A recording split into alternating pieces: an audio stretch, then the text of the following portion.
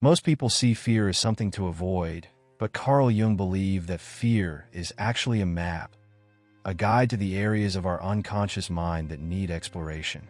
When we feel paralyzed by fear, it's often because we're standing at the threshold of transformation. Fear isn't just an emotion. It's a signal that we're stepping into the unknown, where true self-discovery and personal growth happen. If you're afraid of something deeply, it's worth asking, is this fear blocking me, or is it pointing me towards something I need to confront? Fear is also a powerful force in the hero's journey, a theme found in mythology and Jungian psychology. Every hero, from Theseus facing the Minotaur in the Labyrinth to Luke Skywalker confronting Darth Vader, must overcome fear to achieve individuation and self-realization. In real life, we go through similar journeys. The things we avoid, whether it's a difficult conversation, a career change, or confronting past trauma, are often the very things that lead to psychological integration and wisdom. The path forward isn't running away, it's stepping through the fear. So how do you use fear as a tool for growth? First, observe where fear holds you back. Instead of repressing it, sit with it, analyze it, and ask what it's trying to teach you. Next, take small, intentional steps toward what scares you, whether it's public speaking, emotional vulnerability, or making a bold life decision. Growth doesn't come from eliminating fear, but from learning how to navigate it. And if fear is connected to the unconscious mind, what role does the shadow play in shaping our fears? That's exactly what we'll explore next. The shadow and the unconscious mind.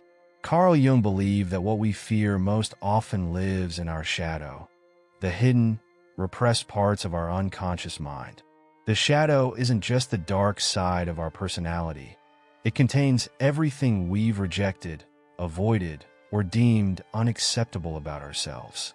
And here's the paradox. The more we deny it, the more control it has over us. Many of our deepest fears aren't about external threats. They're about confronting the truth of who we are. Facing the shadow is an essential step in individuation and personal evolution. The unconscious mind speaks in symbols, dreams, and projections. When we irrationally fear or resent someone, it's often because they embody a suppressed aspect of ourselves. This is why Jungian psychology encourages deep introspection, to recognize where we project our own fears, desires, and wounds onto others. Have you ever strongly disliked someone without knowing why? That's often the shadow at work, mirroring something unresolved within us. By making these unconscious fears conscious, we reclaim self-awareness and personal transformation. So, how do you integrate your shadow? Start by noticing your emotional triggers, the moments that make you feel defensive, anxious, or angry. Instead of reacting automatically, ask, what is this trying to reveal about me? Keeping a shadow journal or practicing active imagination, a Jungian technique for engaging with the unconscious, can help. When you stop running from the shadow and start working with it, fear becomes less of a prison and more of a teacher. And the best way to understand this is through mythology, which has always depicted the struggle between fear and transformation. Let's dive into that next. Symbolism and mythological parallels. Throughout history, mythology has served as a mirror for the unconscious mind, portraying fear as both a monster to be slain and a guide towards self-realization. Carl Jung saw myths not as mere stories, but as psychological roadmaps, filled with archetypes that represent our inner struggles. One of the most powerful examples is Theseus and the Minotaur, where the labyrinth symbolizes the unconscious mind, and the Minotaur represents the shadow, the fearsome aspect of ourselves we must face. To escape, Theseus follows Ariadne's thread, a perfect metaphor for the guiding wisdom of self-awareness. This theme repeats across different cultures and spiritual traditions. The descent into the underworld, whether it's Odysseus' journey, Dante's Inferno, or the trials of the Buddha, always represents the process of confronting unconscious fears and emerging transformed. Jung believed that facing the unknown was central to the hero's journey, a concept that Joseph Campbell later expanded on. The difference between those who grow and those who remain stuck is often the willingness to enter the labyrinth rather than avoid it. But these myths aren't just ancient stories. They reflect real-life, psychological struggles. The monsters we fear, whether failure, rejection, or our own hidden emotions, only grow stronger when left in the dark. By embracing mythological wisdom, we can reframe fear not as something to escape, but as a necessary step toward individuation. And when it comes to transforming fear into wisdom, no metaphor is more powerful than alchemy, the ancient process of turning base matter into gold. But what does this have to do with personal evolution? That's what we'll explore next. Alchemy as a metaphor for overcoming fear. Alchemy, the ancient practice of turning lead into gold, was more than just a quest for material transformation. It was a symbolic representation of inner transformation. Carl Jung saw alchemy as the perfect metaphor for psychological integration, where fear, suffering, and the shadow are refined into wisdom, self-awareness, and enlightenment. Just as alchemists believed they could purify raw materials through fire, we must face and burn away our unconscious fears to reach higher consciousness. The path to self-realization is not about avoiding fear, but about transmuting it into strength.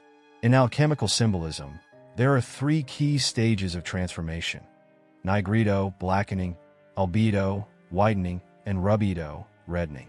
The nigredo stage represents destruction, facing the unknown, and dissolving the old self. This is the moment when fear grips us the most. The albedo stage is about illumination and clarity, where unconscious patterns come into focus. Finally, the rubedo stage symbolizes wholeness and integration, when fear has been transformed into wisdom and purpose. Every time we confront a deep fear and emerge stronger, we are undergoing an alchemical process of self-discovery. But how do we apply this alchemy of the soul in daily life? The first step is recognizing fear as raw material for growth, not an enemy to be avoided. When fear arises, ask, what is this fear trying to teach me? Use journaling, active imagination, and introspection to refine the experience. Instead of running from discomfort, engage with it consciously, just like an alchemist refining lead into gold.